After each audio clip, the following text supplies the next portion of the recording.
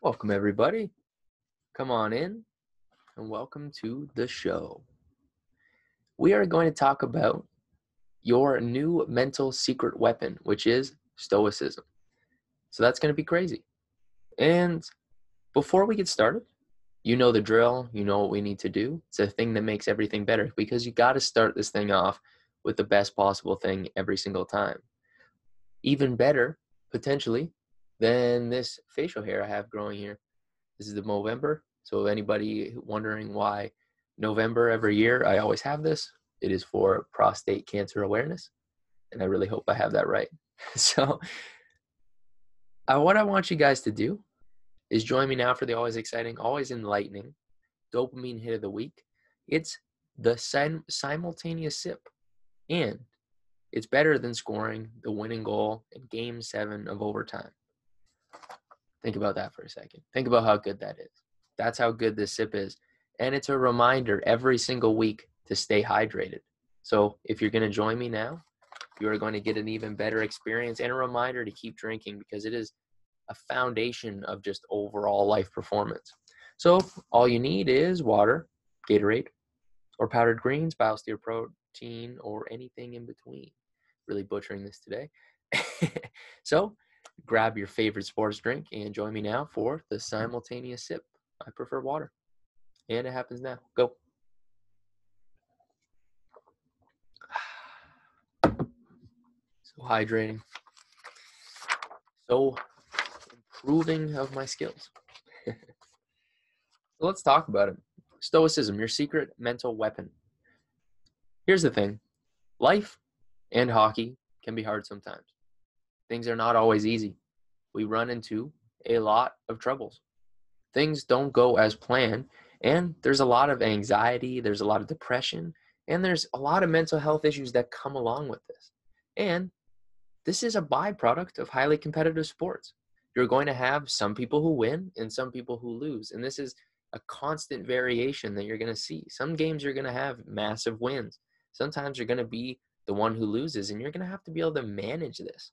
And this is a feeling of being on top of the world or being at the lowest of lows.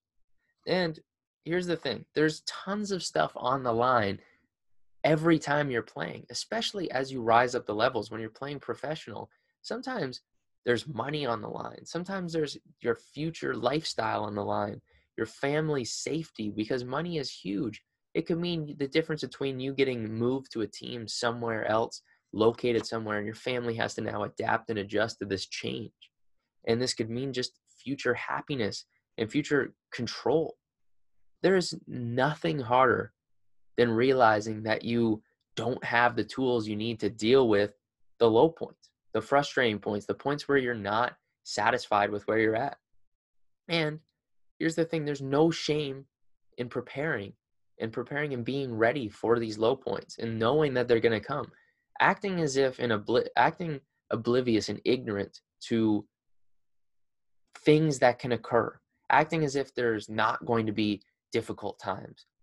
To me, that's stupid. It's stupid to not prepare.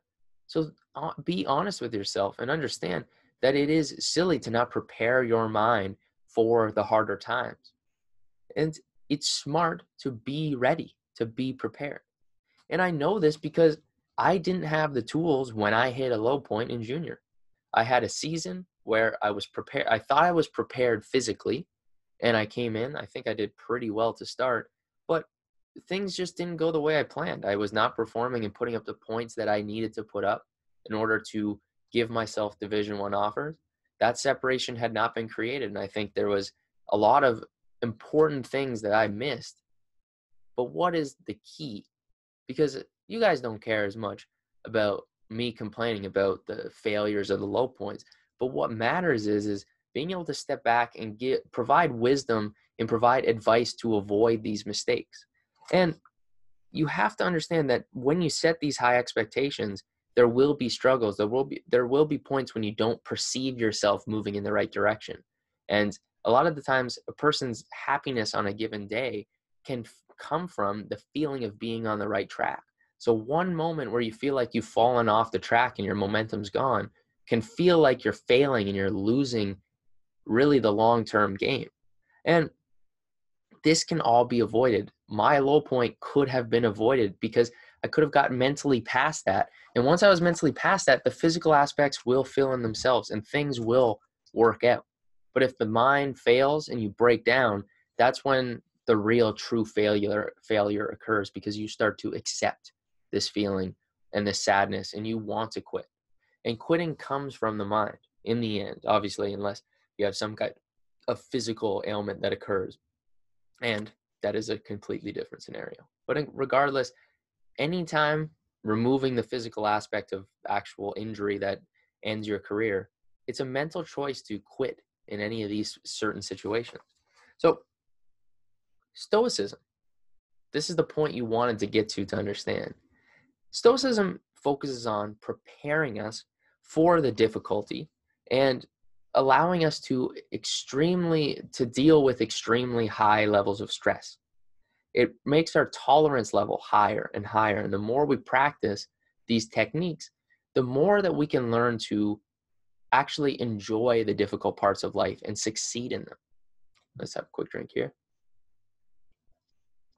When you can actually learn to increase your threshold and your ability to deal with negative situations, it's going to make you mentally unstoppable. So just as a person who has dealt with, let's say, colds, they've dealt with flus in the past, they've exposed themselves to germs, they're going to actually build up an immune system. Just as somebody who exposes themselves to heavy weights and high repetitions or lots of running is going to build up the muscle and actually be stronger, faster, more explosive, more powerful, whatever it is. Whatever resistance you put on, as long as it's not too much, you don't want to overdo the resistance, but as long as you're putting resistance on something, it's going to create improvement and it's going to create consistent leveling up. And this is what happens with something called the psychological immune system. This works just like the immune system of the body, so the physical immune system, but the difference with the physical immune system is that you're actually exposing yourself to physical things, to germs, to stuff that occurs. But when we talk about psychological, this is dealing with things that are difficult. And there are some very core techniques that you want to learn and be able to apply. And once you can learn to apply these, it is a complete game changer. Now, I'm going to give you the rundown of 2 core techniques, but we already talked about one, and I want you guys to understand the second one and how it plays into the first. And if you want to go into detail, you actually want to have these guided sessions. These are located in the Identity 2.0 Premium membership. So this is the actual tools. The tools are contained there. You are going to get access to the basic things here. I'm going to give you guys the introduction and the general observation so you can do your own research and spend your own time and figure this stuff out. Or you can just let me give you this information. And that's what the point of this membership is, to make it easier for you guys and to give you actual tools that you can use. And these are tools that are different. They're different than simply just going on YouTube and looking up a meditation, or going to YouTube and watching a quick video that gives you the general analysis. The point of these podcasts and this video right here is to give you an introduction, give you an analysis, give you this stuff, but then applying it is different. It's the exact same thing as watching a hockey game versus playing a hockey game, or watching a practice, Connor McDavid practice something, do some skills, and then comparing that to actually going out and doing it. You're going to get way different results if you actually do it, or if you do deep visualization techniques and actually practice and program your subconscious mind to do these certain techniques. But you can't skip out on the action and the application. And I want to call anybody out who thinks that just watching a bunch of videos and getting a rough idea, if you see this as the solution, you have fallen into the trap of basically marketing and keeping you in the funnel of social media, getting you to do a lot of surface level stuff that's super high information and just kind of feeding you these basic things, but never giving you the details and the actual application. The difference is applying these techniques. So let's go into these two techniques. First of all, you have negative visualization. So this is turning what you have into what you want. This is pretty weird. It's a very strange technique because oftentimes, again, basing off of the previous podcast, if you haven't listened to this, go back and listen to the podcast before why you're not happy with your hockey career right now. I think it was episode 34 or 35, but go back and listen to that. Because once you get this concept of what it means to want what you have as opposed to want something you don't have, suddenly everything becomes clear and suddenly everything becomes fun and you appreciate what you have because you know what you have is actually good. It's better than anything you could imagine. Maybe not. But what it is it is what you actually want to have. And skip out on all this other bullshit about, oh, I need to do this. I need to be here. I need to be on this team. If I don't score this amount of goals, I'm never going to be good enough. Start to appreciate what you've actually accomplished. Actually start to look at yourself with confidence and with an understanding of what you can accomplish in the future with a certainty and with an appreciation. But if you never step back and actually appreciate what you have, the skills that you have, you're constantly going to struggle and be in this state of anxiety, depression, and these massive health issues, these mental health problems that are absolutely plaguing the hockey world. It is insane to listen to a lot of NHLers talk about how stressful the NHL really is, because it's very easy to think when we watch any kind of league, we like to pay attention to the superstars. We pay attention to the players that are doing the best. Now, they're going to often be highlighted when they're playing the best. So you get to see this filtered reality that makes it seem as if they're always feeling amazing, and you never witness the fact that there is a lot of times where these players are going through unbelievable stress. Sometimes the difference between 5 to 10 goals in a season, sometimes that extra 5 to 10 goals could be the difference between making 500,000 and making 2 million, or we're talking millions and millions of dollars on the table. This is people's lives and futures. So no shit, they're going to be stressed out.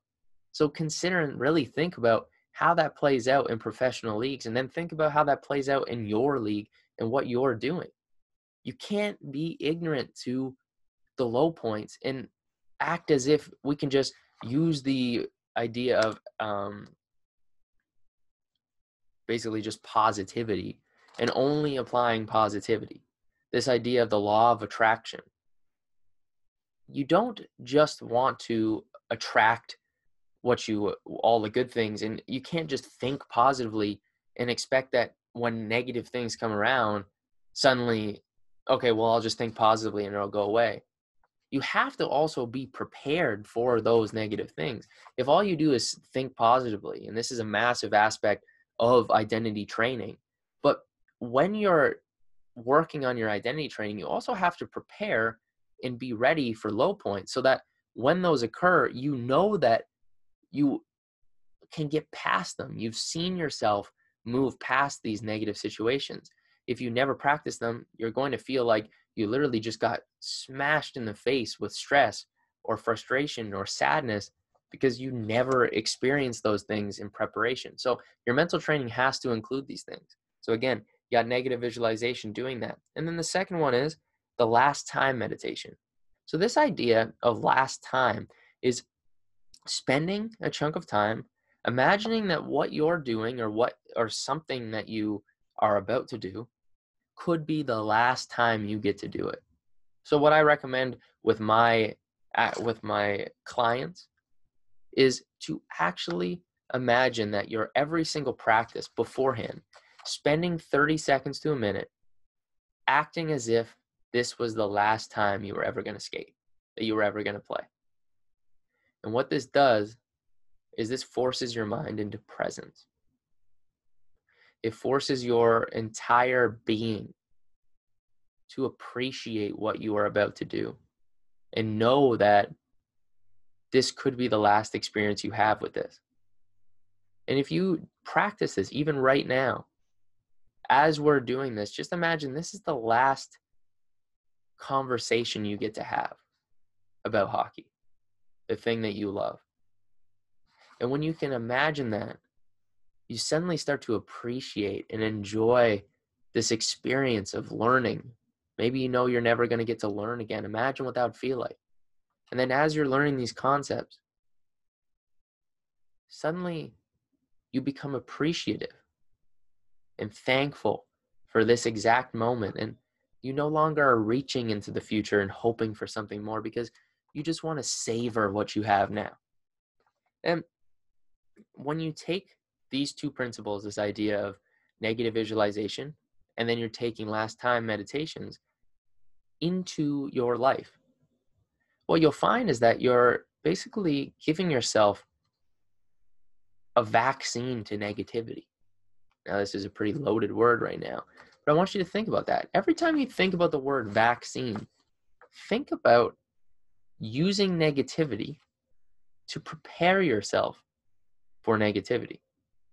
And when you do, what you will find is that you are immune to the struggles and the frustrations, and you will become so mentally tough that the rest of the game is where you get to focus. You get to focus on performance, and you get to be happy and joyful and have fun doing this. And in the end, this is why we start doing the game of hockey, and this is why we keep doing it. It's because we enjoy it. And no matter how competitive and how frustrating things get, when we can learn to apply these techniques, it changes our whole filter on the sport that we once loved, and suddenly we love it again. So again, I want to thank you guys so much for joining, and I want to start talking about the purpose of this podcast at the end, so that if you guys have to go, you know that you can listen to this. So what the purpose is of this podcast is really to bring honest conversation to hockey. For people who want to succeed in both hockey and in life. No more secrets, removing this secretive nature of hockey development, and push the conversation forward in all aspects of the game, talking about the hockey culture, development, relationships within the sport, spirituality, diet, training. And together, I want to build a community of driven players to help us all love the game more and to perform at our best. So whatever that means, and I want to continue to grow and listen to your feedback and understand how we can do that, so that every single episode, every time that I communicate and we interact, I can leave you inspired, informed, entertained, with an actionable system and actions you can take, and with a new filter on reality, a way of seeing the world that makes you happier, makes you more joyful. And hopefully I can bring the experiences that I'm having, the things that are making me happy and making me enjoy my life and perform better. Hopefully I can bring that to you guys, bring that energy every single time, and you enjoy being here listening to this stuff, because I want this time to be impactful and I want it to be worth every single second. So please, I want to keep designing this. So please leave me feedback. Give me a rating. Leave that on the podcast. If this is on video, leave me a comment below and send me a DM. Let me know what you want to see next. And leave a comment on one of my posts and on Instagram, the identity system. And make sure that you subscribe to my YouTube channel and the podcast, so you don't have to go searching, so that you can always have this stuff pop up and you can listen to it on demand. And if you want to skip one, you always have the choice to just not play it. You can just swipe and delete it. But if you are interested in whatever topic we're on that time, you can click, you can start, and I hope you enjoy it. So let me know if you want to listen, if you'd like these podcasts to be longer, if you'd rather them be this length, around 20, 30 minutes. Maybe you want them a little shorter. Maybe that's a little bit easier for you, is more digestible. I know I like to have longer form podcasts, but a lot of people I've spoken to have told me that they like the shorter form, where it's around 20 minutes and they can kind of get this in a bite-sized chunk. So keep me updated. I will see you guys next week. Have an unreal day. Have an amazing week. And I'll see you soon.